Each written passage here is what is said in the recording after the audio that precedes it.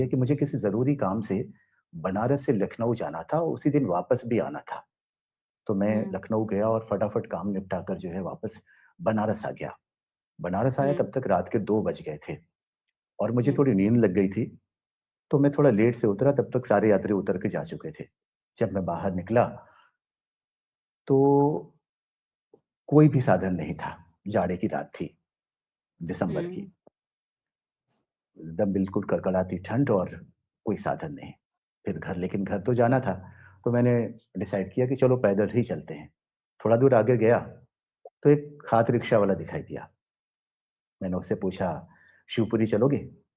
उसने कहा, "हाँ साहब, चलूँगा, लेकिन ₹50 लगेंगे।" मैंने कहा, "चलो भाई, जो वाजिब होगा दे देंगे, चलो।" तो उसने कहा, "ठीक है साहब, बैठिए।"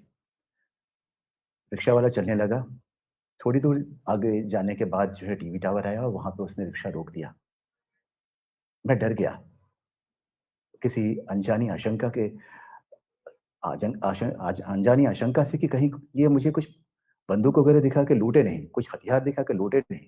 मैं तैयार हो गया मानसिक रूप से कि चलो भाई अब तो मैं लूटने वाला हूँ। लेकिन उसने कहा कि साहब ज़रा उतरिएगा। मैं उतर गया। उसने रिक्शे वाले ने अपना बैक जो कवर होता है रिक्शा अब हम सब बैठे हुए हम उस युग से हैं कि हमने हाथ रिक्शा देखा है, बैठा है, तो पता है उसका जब पीछे का बॉक्स उठाकर उसमें से कंबल निकालता है। कंबल निकाल के वो आगे बढ़ता है और फुटपाथ पर एक ठिठुरते हुए आदमी के ऊपर वो कंबल डाल देता है। मैं आश्चर्यचकित था। वो फिर आके कहता है, "साहब बैठिए, चलिए अब" और फिर वो चलने लगता है। लेकिन मुझसे रहा नहीं गया। मैंने पूछा कि वो कौन था जिसे कंबल दिया? उसने कहा, "कोई नहीं साहब, उसे ज़रूरत थी, मेरे पास था, मैंने दे दिया।" थोड़ा और कुरेदा तो उसने अपने बारे में बताने लगा। "साहब, मेरा नाम कैलाश है, बिहार भोजपुर का हूँ साहब, 10वीं तक पढ़ा हूँ।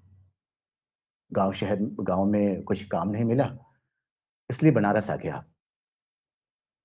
दिन में फर्नीचर की दुकान पे काम करता हूँ और शाम को रिक्शा चला लेता हूँ।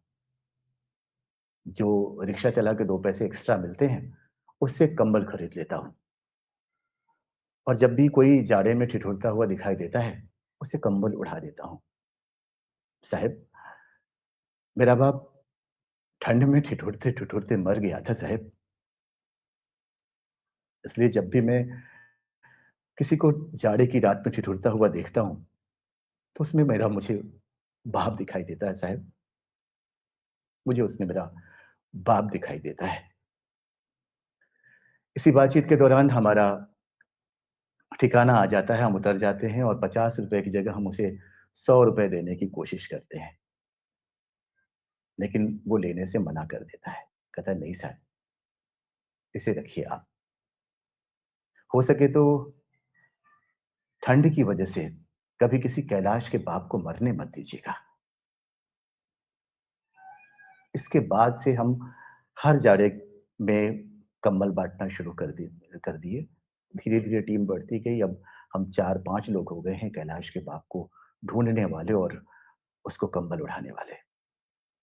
तो ये प्रेरणा होती है कि देखिए उस रिक्शे वाले ने, रिक्शा वाला कहना तो थोड़ा गलत होगा, उस बड़े दिल वाले ने हमें सीख दे बिल्कुल, दी, बिल्कुल, है ना? बिल्कुल।